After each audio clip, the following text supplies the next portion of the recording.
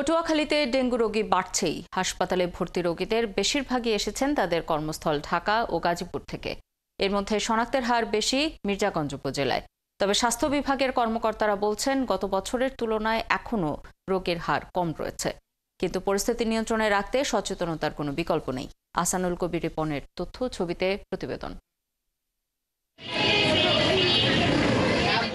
পটুয়াখালীর দশমিনা উপজেলার চানপুরা গ্রামের শাওন খান ঢাকার গুলশানে একটি কোম্পানিতে চাকরি করেন। এক সপ্তাহ আগে হঠাৎ করেই তার জ্বর আসে। পরে রিপোর্টে ডেঙ্গু ধরা পড়ায় তিনি বাড়ি এসে এখন চিকিৎসা নিচ্ছেন পটুয়াখালী মেডিকেল কলেজ হাসপাতালে।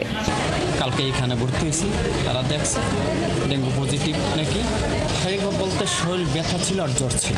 একইভাবে ডেঙ্গুতে আক্রান্ত হয়ে চিকিৎসা নিচ্ছেন সবুজ মজুমদার, অলি উল্লাহ সহ আরও কয়েকজন।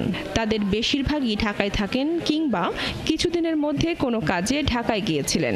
ঢাকায় একটা কোম্পানিতে জব করি, আর আমি বাড়িতে আসছি গেল সোমবার। বুধবার থেকে আমার জ্বর। টেস্ট করাইলাম, টেস্টের পর ডেঙ্গু ধরা পড়ছে। এবার রাত্রি এখানে ভর্তি হয়েছি। পটুয়াখালীতে হাসপাতাল ও বিভিন্ন উপজেলা স্বাস্থ্য কমপ্লেক্সে নতুন 15 জন সহ মোট চিকিৎসা নিচ্ছেন 30 জন ডেঙ্গু রোগী। এর মধ্যে পটুয়াখালী মেডিকেল কলেজ হাসপাতালে ভর্তি আছেন 11 জন। প্লাটিনা কালকে কম ছিল, অনেক 15,000 ছিল। আজকে আবার টেস্ট করাইছি, 19,000 আসছে। ডেঙ্গু ধরা পড়ছে এই 4 দিন আগে। এখন ডাক্তার বলছে ব্লাড দিয়ে তারপরে ঢাকা নিতে। এদিকে সিভিল সার্জন অফিসের কর্মকর্তা জানিয়েছেন, এখন পর্যন্ত পটুয়াখালীর মির্জাগঞ্জ উপজেলায় ডেঙ্গু শনাক্তের হার বেশি। এর কারণ অনুসন্ধান করে পরবর্তীতে ব্যবস্থা নেওয়া হবে। প্রায় অর্ধেকের মতো রোগী মির্জাগঞ্জ উপজেলার, তো এটা একটু অন্যান্য উপজেলা থেকে বেশি, যেটা একটু অ্যালার্মিং। এই বিষয়ে আমরা খোঁজখবর নিচ্ছি, তাদেরকে সতর্ক করা হয়েছে।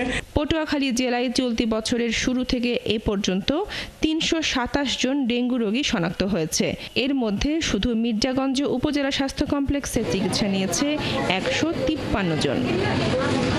বনশ্রী হালদার, 71।